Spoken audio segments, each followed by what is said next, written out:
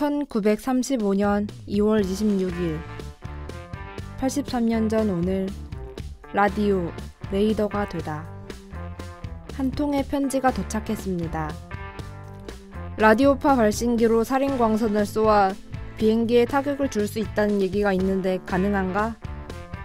영국 항공부가 기상연구소에서 일하던 공무원 로버트 왓슨와트에게 보낸 편지였습니다.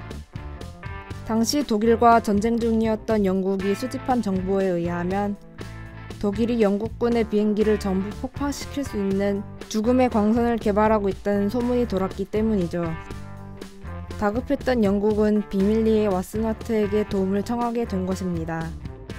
기상연구소에서 일하면서 천둥의 위치를 찾아내기도 했기 때문에 안테나와 전파 사용에 익숙했던 그는 X선과 자외선, 전파를 모두 사용해 살인광선 개발에 힘을 썼지만 결국 불가능하다는 것을 알았습니다.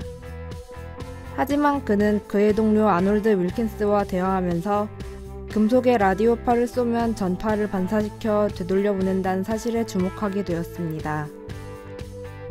연구가 계속되었고 왓슨와트는 기존의 전파 세기의 1000분의 1이 6000km 밖의 비행기에 닿는다 하더라도 반사파 탐지에는 충분하다는 결론에 도달하게 되었습니다.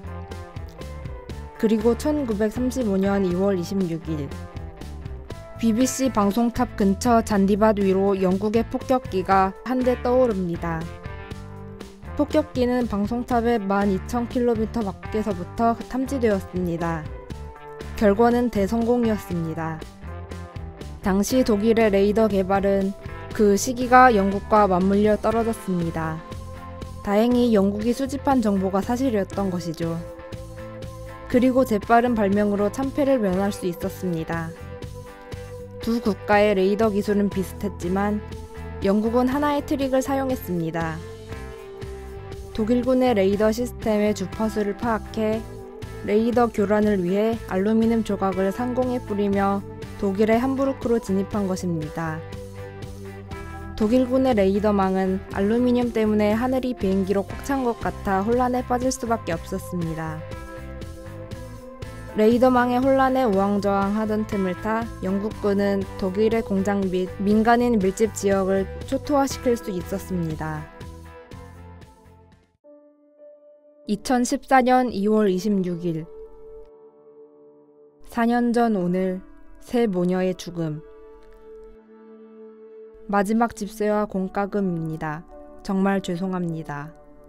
송파구 석촌동의 단독주택 지하에 살던 모녀 일가족이 자살로 생을 마감했습니다.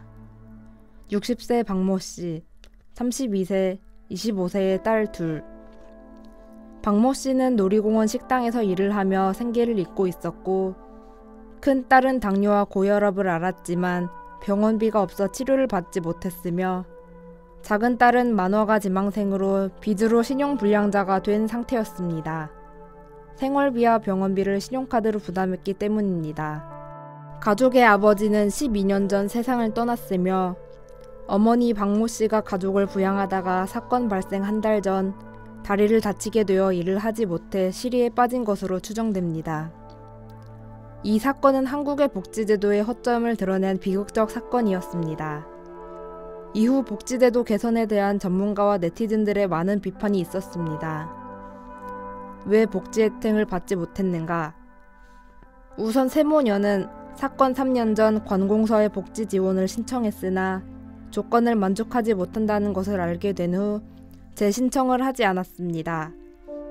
또한 어려운 형편에도 세상의 빚을 지기 싫다며 꼬박꼬박 공과금을 내왔기 때문에 송파구청에서는 그들에게 지원이 필요하다는 걸 알지 못했습니다. 재신청했더라도 수급이 어려웠을 거라는 점이 더 절망스러웠습니다. 박모 씨가 식당 일로 버는 150만 원은 3인 가구 최저생계비 132만 원을 상회하기 때문에 50만 원 월세를 내고 나면 실제 최저생계비에 미달해도 모녀는 기초생활수급을 받을 수 없었던 것입니다. 또한 큰딸의 당뇨와 고혈압은 돈이 없어 병원에 다니지 못했지만 그 이후로 질병 기록이 없어 만성질환으로 인정받을 수 없었을 것으로 예상했습니다. 우리의 공공부조는 가난한 사람들을 찾아내고 권리를 보장한다기보다는 그들 중 누가 더 가난한지, 생계비 지급 기준에 어긋난 점이 하나라도 없는지 검열하는 데에 혈안이었던 것입니다. 2013년 10월 설립된 복지부정신고센터. 이 시설 하나만으로 정부가 얼마나 가난한 사람들을 범죄자 취급했는지 알 수 있습니다. 일정 기간 동안 얼마 이상의 복지부정을 적발했다며 대대적으로 홍보하고 토론방을 개설하고 부정수급에 대한 사회적 여론을 형성하기 위해 국가가 힘썼던 것입니다. 기초생활보장제도의 사각지대에 있는 사람들은 실제 수급자의 수보다 4배 정도 많다고 합니다. 정부는 복지 확대, 개선보다 부정수급 색출에 애썼던 것을 보면 우리 사회는 가난하고 약한 사람들에게 유독 독하며 철저한 사회라는 것을 피부로 느낄 수 있는 사건이었습니다. 죽지 않았을 뿐인 송파 새 모녀와 같은 처지의 사람들, 우리가 외면하고 있진 않나 고민해야 할 때입니다.